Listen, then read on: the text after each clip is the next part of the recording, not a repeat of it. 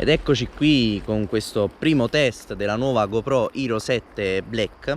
Prima di tutto un test audio, perché l'audio è una delle cose più criticate di questa action cam, che però secondo me è accettabile considerando che appunto parliamo di un action cam, quindi è un audio penso accettabile. Poi ovviamente lo si può migliorare con un accessorio extra, che è quello, il microfono l'adattatore per microfono che ovviamente vende GoPro.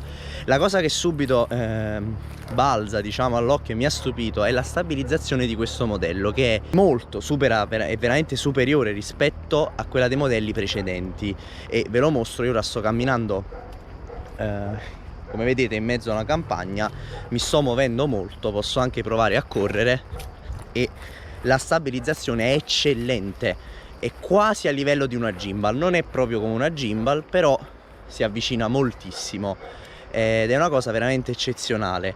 Questa stabilizzazione però è presente solo fino alla risoluzione che ora vedete di 2.7K, mentre in 4K fino a 60 fps c'è la stabilizzazione normale, che era quella poi presente nei modelli GoPro 5, GoPro 6, che comunque è ottimo, perché 4K avere comunque un sistema di stabilizzazione, anche se non questo qui che vedete, è proprio è veramente eccellente, è comunque una cosa ottima. Quindi 4K a 60 fps con la stabilizzazione, 2.7K fino a 60 fps con questo nuovo tipo di stabilizzazione, che è l'Hyper Smooth, che è una stabilizzazione che si avvicina al concetto di gimbal.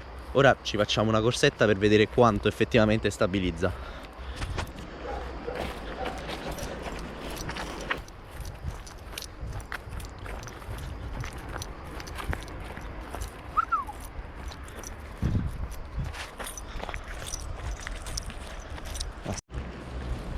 Direi che la stabilizzazione è veramente ottima, confermo, anche dopo questa corsetta. Fa un caldo della Madonna e ci vediamo.